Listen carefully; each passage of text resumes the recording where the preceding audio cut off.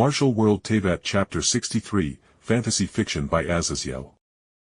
We landed in Port Ormos as soon as we approached, with the ship's occupants being silent as copies of my own ships that Dori had obviously sold to the Sumerian gods and forces back then escorted my own ship towards a landing spot. And as we landed down there, I had a wry expression, as standing calmly just outside the landing point was the two main goddesses of the land of Sumeru, if you didn't include the more warlike gods that held sway in the desert. Lord Rukkhadevata and her clone/daughter Kusanali/Nahitha to her people whom she considered friends and people with great potential. Ladies, it's an honor to meet you both, I said with a wry smile. Rukkhadevata herself gave a soft chuckle before she raised a hand and said calmly, "Be at ease, Jake Barris, you are free to leave whenever you desire. I just wanted to take your measure personally." Her eyes washed over my own form alongside my companion's before she hummed and said slowly, "It's quite interesting, whether it be yokai, adepti, and even gods themselves. Their dreams and minds can at least be read on a surface level to us both. But your mind is a mess of thoughts and concepts we simply cannot make out." I could feel my companions getting agitated at Rukkhadevata's calm delivery into looking into their minds, so I got their attention as I did the best thing possible to make them chill out. Offend the goddess in front of me.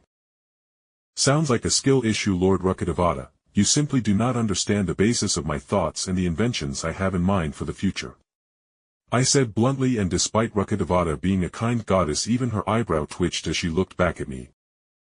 Kusanali coughed and then said with a small smile, "In either case, Jake, Kitching, we are both glad you got out of that toxic environment in Liyue. But I understand you want to get home as soon as possible, so we wanted to make an offer to make your return as painless as possible."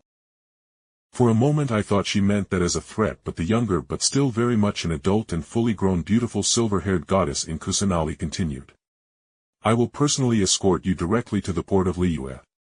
And in return, I wish for you to deliver a single spirit stone to me for services rendered." I blinked as I considered what she meant before I realized she wanted the spirit stone in order to say that we didn't owe her anything for the favor, officially at least. But after a moment of thought, I shrugged and said, "Alright, that's fine. But seeing as you both are willing to be such good hosts, how about we do some trading?" Rukkhadevata raised an eyebrow, obviously curious as to why I wasn't trying to flee back to safety in Liyue. But I said calmly, "Rukkhadevata, I am sure you have ways to communicate with Lady Cloud Retainer or Lord Morix. I would appreciate it if you send a message to them that will reach them in the next half an hour, or something that will tell them we are here." I took a breath and then continued, "In return for that favor, I am willing to spend the next half an hour spending probably 200,000 spirit stones on the Sumeru-centric treasures, herbs, ores, martial arts, and cultivation manuals." There was a pause as Rukkhadevata tilted her head to the side and said in amusement, "You would spend the money here either way, Jake Barris. I do not see where I myself profit from this, especially when a divine Masager seal is very expensive itself." I nodded and then took out a large bundle of papers. "I am aware, though I was about to say that you could spin that as yourself, encouraging us visitors to grace the merchants of the land.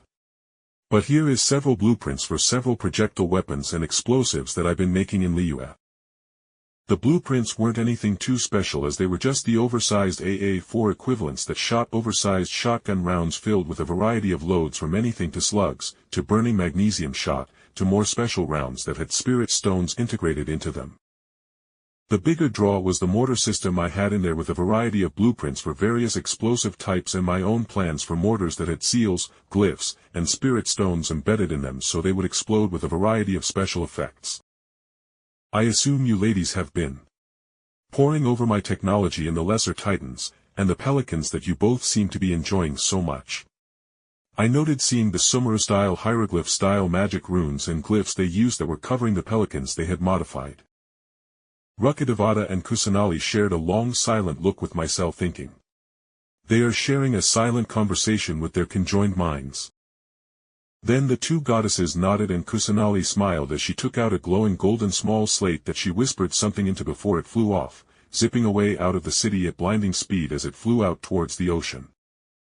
"There, Jake, I send a message directly to Morix, who is rather irate right now, and having broken EI and Makoto's weapons. she said with myself pausing at that. Wait, you are doing that dream walk or mind reading on them right now, aren't you? I asked flatly, with the two goddesses giggling shamelessly. I shook my head and took a deep breath as I passed over the packet of information to Kusanali, who instantly put it away into a spatial pocket she had somewhere on her body, as she wasn't wearing any spatial rings.